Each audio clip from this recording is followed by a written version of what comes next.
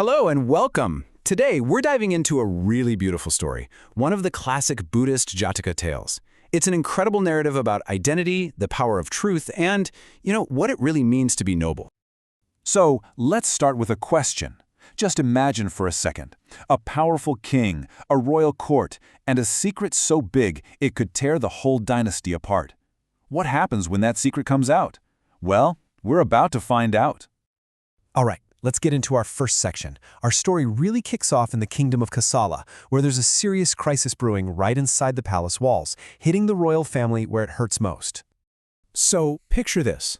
King Pasenadi has just found out something devastating about his own wife and his son, the heir to the throne. It's a truth that completely shatters everything he thought he knew about his family. And here it is, the big secret. The queen, his wife, even though she's the daughter of a king, her own mother was a slave. Now, back then, with the rigid social rules, this was an absolute bombshell. It cast a huge shadow over her, and even worse, over their son. And the consequences? Oh, they are immediate and they are brutal. In the blink of an eye, Queen Vasapakatiya is stripped of her royal rank, and Prince Vidudaba, he's no longer the heir. Their entire world is just completely turned upside down. But word of this crisis travels, and it reaches the Buddha, who decides he needs to step in. So he visits the king, but he's not there to give orders or make demands. He's there to offer wisdom, to show a different path forward through the power of a story. And this is where things get really interesting. See, the Buddha doesn't argue about the here and now. Instead, he reaches way back into the past for a story that holds the key. The Buddha's point is actually pretty simple, but it's incredibly profound. He reminds the king, hey, your wife is a king's daughter and you are a king. That makes your son royalty on both sides. He argues that the prince's father's lineage alone makes him worthy to rule. And to really make this land, to make the king feel it, he doesn't just state it as a fact. No, he weaves a tale, a story from one of his own past lives, to show the king what true nobility really looks like. So now, we're going to travel back in time with him to the ancient city of Benares. And here we meet another king who's facing a very similar, though hidden, problem. And it all has to do with a humble woman who gathers wood in the forest. Okay, so the story goes like this. King Brahmadatta is completely captivated by a woman he hears singing in his park. They have a brief encounter and she becomes pregnant. Before he leaves, the king gives her his special signet ring, telling her, if it's a boy, bring him and this ring to the palace. And that boy turns out to be the Bodhisattva, the Buddha himself in a past life. So years go by and the boy grows up, but his childhood is really tough. The other kids are just cruel, constantly teasing him, calling him fatherless. And all of this painful bullying is what pushes the story to its next chapter. Finally, the boy just can't take it anymore and he confronts his mother. And she tells him this incredible truth. Your father is the king. She shows him the ring, the undeniable proof. So, pushed by her son's need for recognition, she takes him to the royal court to face the king and claim what's theirs. And this, right here, brings us to the most dramatic, most incredible moment of the whole story.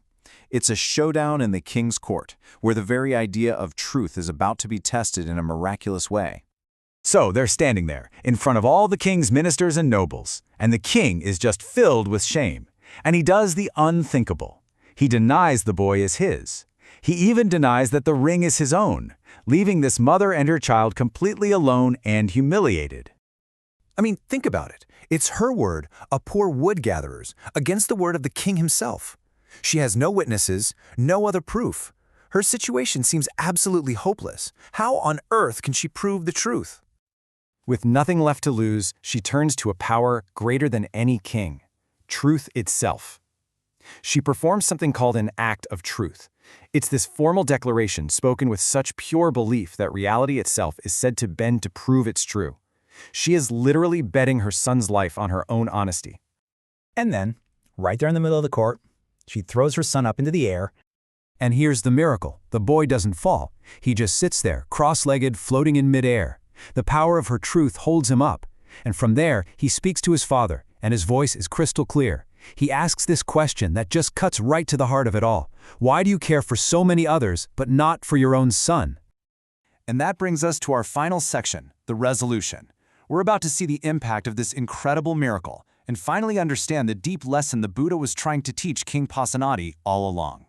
Well, the king is just stunned. He's overwhelmed with joy and awe, and he stretches out his arms, finally accepting his son. The boy gently floats down into his father's arms. He's immediately made the viceroy, second in command, and his mother is named the chief queen. Their true worth is recognized at last. So what's the big takeaway from all this? Well, the story teaches us that your value, your real worth, isn't just about your family tree. It's about who you are. It shows that truth has a real power, a power to make itself known, and that being noble isn't just a title. It's about how you act, especially your duty to care for your own people.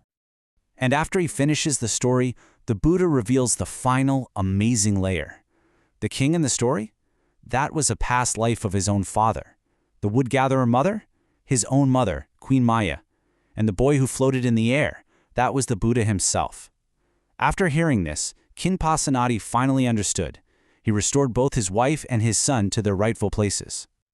And so, a crisis that was born from shame was solved by a story about true worth. It's a beautiful reminder that nobility is in our actions and in seeing the value in each other. We'll end this explainer with the simple, heartfelt wish that this story inspires. May everyone be happy.